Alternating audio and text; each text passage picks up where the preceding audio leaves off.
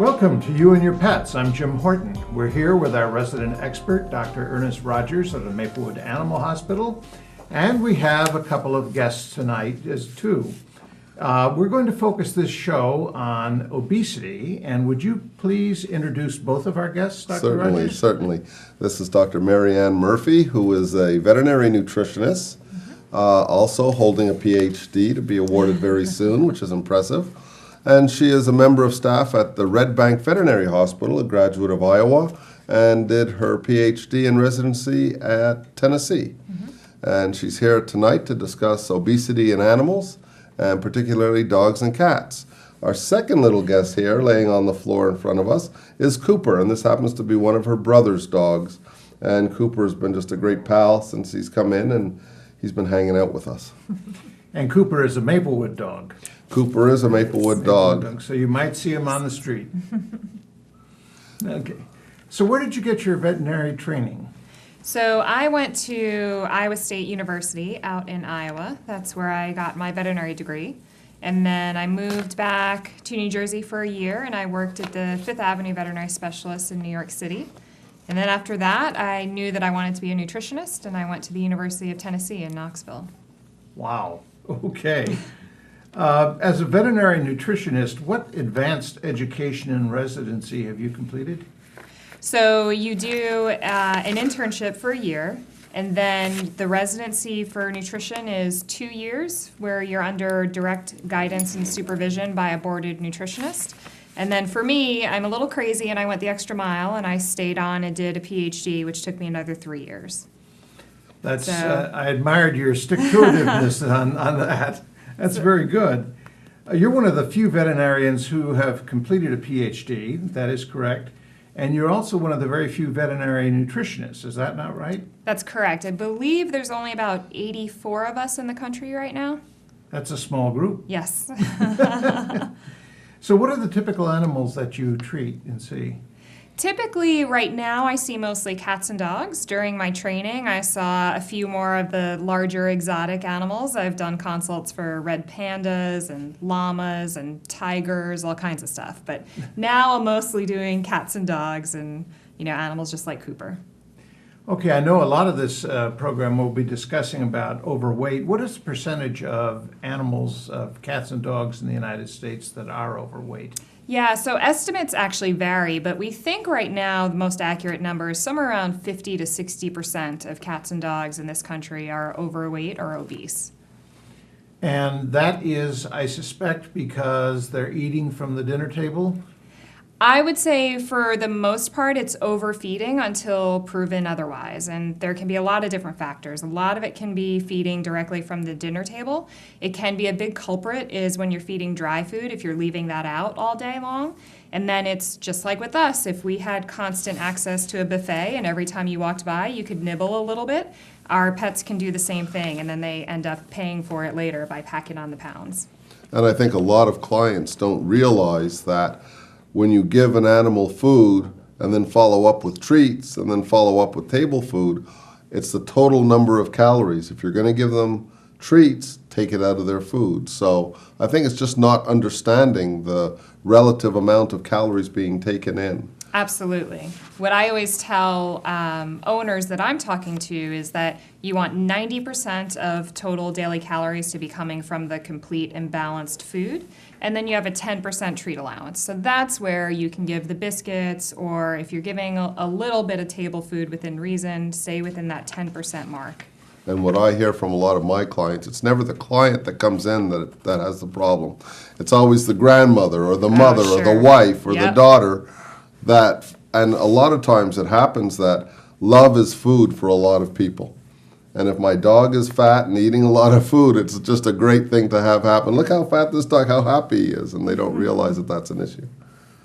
Well, that raises an issue that I was going to bring up a little bit later on, but I'll bring up now. How does obesity correlate with a young family where there are young kids that are dropping stuff on the floor during the mealtime and feeding the doggy because the doggy wants something? Is that a big problem for young families? Absolutely. That's a factor that we have to deal with all the time. Is a lot of it is trying to figure out with the daily family lifestyle, what can we do to help make sure that the pet isn't getting tons of excess calories? And so one of the things, especially with children, is you have to watch very closely. It may be that during dinner time, you have to keep the pet in a separate room so that they don't have access to the food that's falling on the ground. That's probably going to be the most effective way. Or it's going to have to be when the parents are around trying to regulate that to make sure that the pet isn't getting food from that area. Yeah, I often recommend they get rid of the kids. that seems to me to be if very... that's an option. Yeah, I must say that our dog is really... He's in good shape. He's in good shape, but he's really truly annoying at dinner times because we made the mistake when he was young of feeding him tidbits from the table, and now that he is a mature, aging dog, he demands with a lot of barks that he be fed from the table, and of course we can't do it anymore. And I'm assuming that plenty of homeowners have the same problem, right? How do you handle that? A lot of it is who's going to win this battle. Is your cat or dog going to win, or are you going to win? It's a test of wills. It absolutely is a test of wills. And I tell people all the time, you need to be the one that stays strong. You know, you can do other things. If your pet is really begging for food in that moment, like Cooper, for instance, if she was begging for food, she's already got a leash on, let's get up and go out for a walk. Do something different. Let's change the interaction, because for so many people, like Dr. Rogers said, food is love. And that can be a dangerous thing when you're gaining on the extra pounds. And so try to do something else to distract from that activity. And also pointing out to the owners, I often say, well, who's smarter, you or the dog? And unfortunately, sometimes the owners say it's the dog who's smarter, but realistically, we are the ones that have control over the behavior of the animal, and that's what we have to use. We can't really give in to what they want, just as we wouldn't give in to what our kids want. There has to be a little bit of discipline there. That's interesting you say that, because referring to our dog, he's got the family trained pretty well. That's right. I say that to people all the time. So what is good nutrition for a dog? So basically your goal is to feed your pet a complete and balanced diet. And so what that means is you want to give them something that's providing all of the nutrients that they need on a daily basis to help maintain a good, healthy body weight, make sure they're getting all of the vitamins and minerals that they need, and that they're not getting too much of those things. So they can also get vitamins and minerals in excess levels that can cause an issue as well. And so your goal is to make sure, again, thinking about the 90-10 rule, 90% of the calories need to be coming from that complete and balanced food that is providing everything that they need. And then 10% gives you a little bit of wiggle room to do the treats and other things where you can do special things for them. Do you recommend, or does it make any difference whether it's wet or dry food, kibble? You know, for dogs, it doesn't really make a difference. As long as they're happy and healthy, they can eat canned or dry food. For cats don't have a very good thirst mechanism, so they don't have a lot of cues that tells them to drink water. And so it actually is beneficial to keep cats on a canned food diet. And I know it's a little bit annoying to use the canned food, and dry food is so much more convenient. But even if you do a little bit of a mixture, so 50% canned food, 50% dry food, that's going to be much more beneficial for your cat in the long run. So along that line, what are some of the common nutrition problems? So obesity absolutely is one of the number one things that we deal with. We see a lot of diabetes. We see a lot of arthritis, absolutely. Bladder stones is another common thing, kidney disease. So all of those things, nutritional management is an extremely important part of treating those different conditions. And so we really have to get involved and give specific diet advice to take care of that. And even though now we're talking about obesity, I think I want to make the point that being underweight is not a route to health. Being in the ideal weight is good, but you have to understand that thin animals also can have other problems. Thin cats are not necessarily healthy. They could have thyroid problems. Cancer is one of the signs of cancer is loss of weight and thinness. Irritable bowel disease is another issue that can occur when you have an animal that's losing weight. Or the other way around, you have loss of weight due to irritable bowel disease. So being thin is not all it's cracked up to be alone. Mm-hmm. But some breeds, like greyhounds, are naturally just very thin. Is that not correct? Absolutely. And I think one of the big distinctions is you want to watch out for unintentional weight loss. So if you have a cat or a dog who is at a very good body condition and you're happy with the weight, you're not doing anything different to change their weight, they're eating the same amount of food, and then you start noticing now they're losing weight, then that's an indication to you that there potentially could be something else going on. Do you see any correlation in your practice between owners who might be overweight and their pets who are also overweight? You know, that's a bit of a sensitive issue. I don't know if there's any real data out there to show us that that's the case. Anecdotally, meaning that without the data, I would say that that's probably true. And I'll have a lot of owners who will tell me, as their pet, especially with dogs, as their dog is going through a weight loss plan and I direct them to go outside and do more leash walks and those type of things, I've had a lot of owners come back and tell me that they're losing weight right along with their pet because they're both increasing their activity levels. Mm-hmm. And so let me just, if I can just interrupt here for one more question. On the back of bags, and this is what I tell my owners to go by, on the back of a lot of bags or on canned food, it gives you the calories. But particularly on the back of a bag of food, it says a 10-pound dog gets this much, a 20-pound dog gets this much. That's pretty common. Mm-hmm. Do you think those guidelines are appropriate, or should they always be dealing with either a veterinarian or a nutritionist to find out how much your dog needs? I think those guidelines tend to be on the upper end of where a lot of animals need to be, and there's a good reason for that. The pet food companies, they're trying to give guidelines for everyone who's out there. So every single cat and dog, they want to make sure you're feeding appropriately. And what they're worried about is they don't want you to be in a situation where you're following their guidelines and now your pet is underweight because of what they said. So they tend to err more on the side of giving a little bit of extra food rather than underfeeding. So it's always going to be best if you can get your veterinarian. They can calculate very specifically how many calories your pet should be eating, and then they can help you finagle that a little bit to make sure you're getting the right thing individualized to your pet. So it's always best if you can get direction from your vet in that area. All right. I know that our particular animal has bladder crystals, that he's on a special diet. How common is that, and what exactly is the diet that you put them on? So it depends on exactly what they have going on. So crystals are not always a problem that we have to treat, but stones, a lot of the times we'll have to put them on a special diet, but it depends. So what we do a lot, if your pet has a bladder stone and has that removed, you can send that off to get analyzed to tell you exactly what type of stone that is, and then we can decide on the proper treatment there. And the diet plan from there just really depends on the type of stone that you're dealing with. Okay. Well, we're going to have to take a break, but as soon as the break is over, we're going to let Dr. Rogers get into some of the more detailed questioning, and that should be fun, and Cooper, I guess, will keep him honest. Is that right, Cooper? That's right. This is Jim Horton. We'll be right back.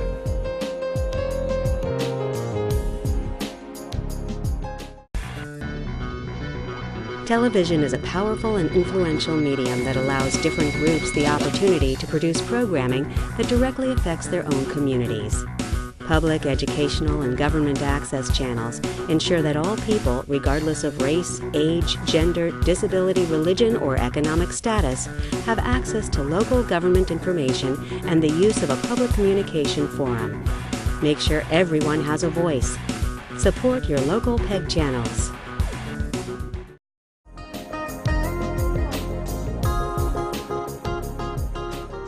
Welcome back to You and Your Pets. We're here with our resident expert, Dr. Ernest Rogers, and our special guests, Maryanne Murphy and Cooper.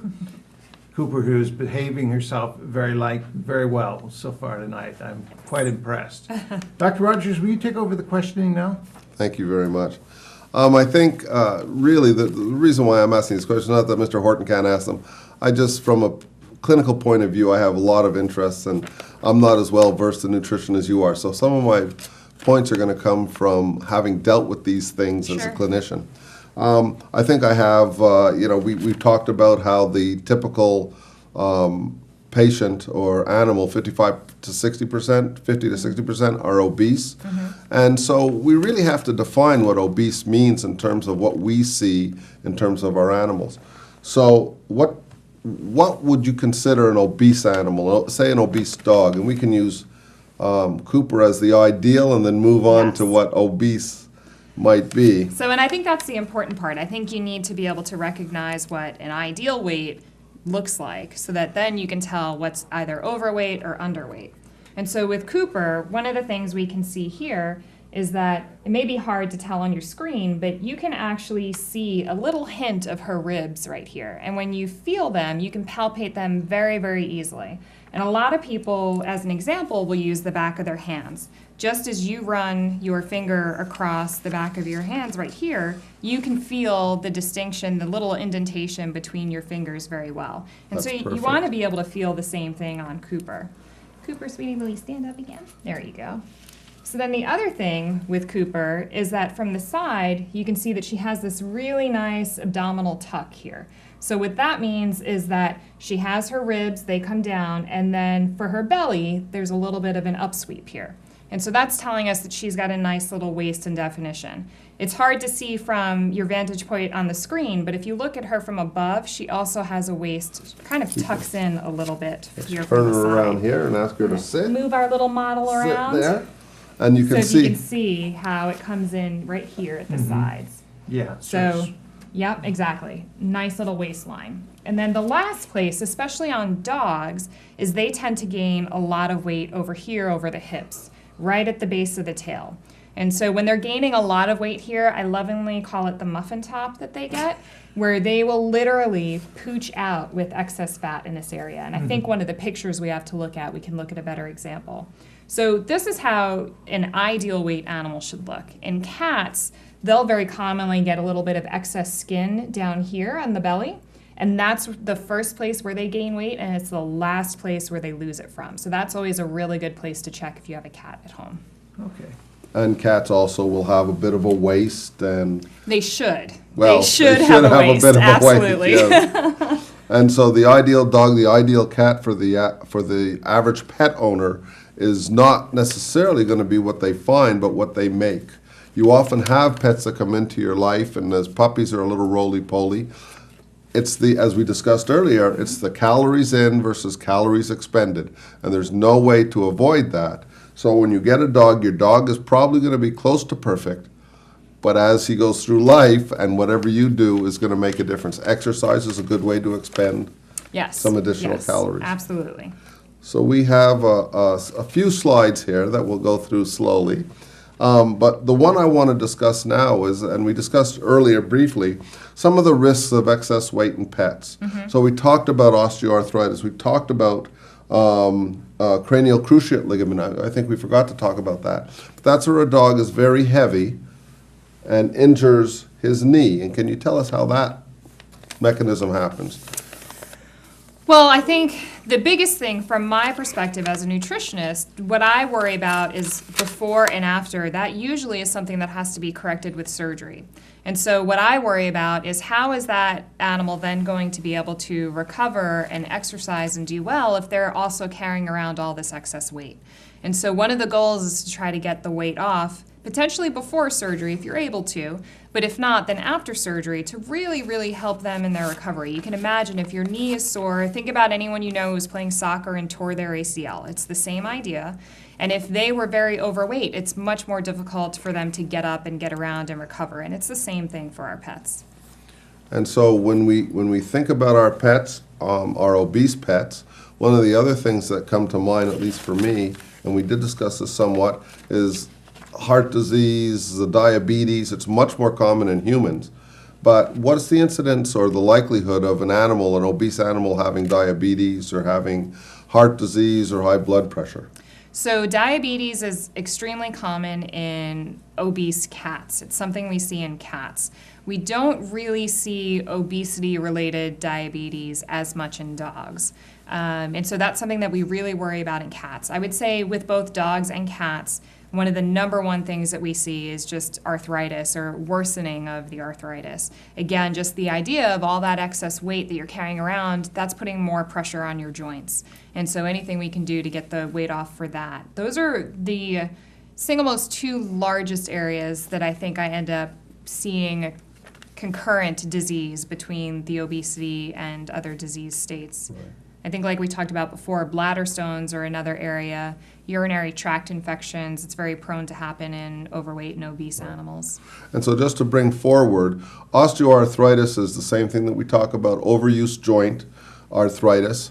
And one of the things that I should mention is the front arms in a dog, or the front limbs in a dog, are held on by 7 muscles. The back limbs in a dog actually have a joint that carries the weight, and that's called the femoral or the acetabulum, and the femur fits in there, and that's a constant pounding. So that's the joint that takes the majority of the punishment when you have an obese animal. And then you can imagine, like we talked about with dogs, they carry a lot of their excess weight over their hips, right over that joint area. And so it just makes matters worse. And then we talked about helping cats lose weight. And Yes. feline lipidosis, hepatic lipidosis. Yes. And we can't have them lose weight too quickly. Could you just describe what a typical diet for either dog or cat would be and how we try and help them? So when I end up dealing with an animal that's obese, meaning that they're severely overweight and they have a large amount of fat mass to lose, I end up putting them on a prescription weight loss diet. And I do that for a few different reasons. Number one is they're higher in protein, and that will help the pet maintain muscle mass while they're losing weight. And it also can help make them feel full a little bit longer, so they're bothering you less for extra treats and things. The other thing with weight loss foods is that they're higher in fiber. Same idea to help make the pet feel a little bit more full, but it also makes the diet less calorically dense. So what that means is you can give a larger portion of food, the actual size, but it has less calories. And so that's the advantage there. The other thing with prescription weight loss diets is that they have extra vitamins and minerals because they are designed to be cutting back on the amount of food that you're feeding, so cutting back on those calories to cause weight loss. But what we don't want to do, which you're at risk of doing if you use a regular just kind of cat and dog food that's not designed for that, is you can then cause nutrient deficiencies. Because now you're cutting back on what you're feeding, the diet wasn't designed for that, and potentially you could end up with low levels of vitamins, minerals, amino acids, all kinds of different things. And so those are the big reasons and the things that we do when we're using a therapeutic or a prescription weight loss diet. Let me just jump in here briefly. It sounds to me as if no one should try to do this at home without a nutritionist's help. Is that correct? So the pet owner who says, well, I've got a choice of 25 different pet foods, and I think my doggie's a little overweight, so I'll get this pet food over here that'll help him lose weight. Is that dangerous? I think you absolutely have to have guidance from your veterinarian. So you don't always have to use a prescription weight loss diet. It depends on how much weight your pet needs to lose. If they just have to lose about 10% of their body mass, then your veterinarian can help you figure out how to do that with the food you're currently feeding. When they have to lose 25, 30% of their body mass, that's where if you're trying to make modifications at home, you really are running the risk that you're going to cause a problem for your pet just by causing deficiencies there. Okay, that's something our viewers should take note of. And that's where we get into the hepatic lipidosis or the fatty liver in cats, is that if you restrict cats back too far too fast, you can cause this condition with them, which is caused by not eating enough food. And so if you're artificially doing that to them, then you can cause this disease process, which can be really difficult to treat. Okay. So we have some examples of Yes. obese animals here. And I think the one that we're looking at now are two which almost look like brother labs. One on the left seems to be in very good shape, while the one on the right looks a bit like a coffee table. And I think one of the things we see here is the excessive fat around the chest and abdomen. Yes. And this type of animal would need some kind of intervention to get them back to ideal weight. Are there drugs that can be used? I know there's Slentrol. Are there other drugs that you typically use, or do you always go through nutritional counseling and nutritional management?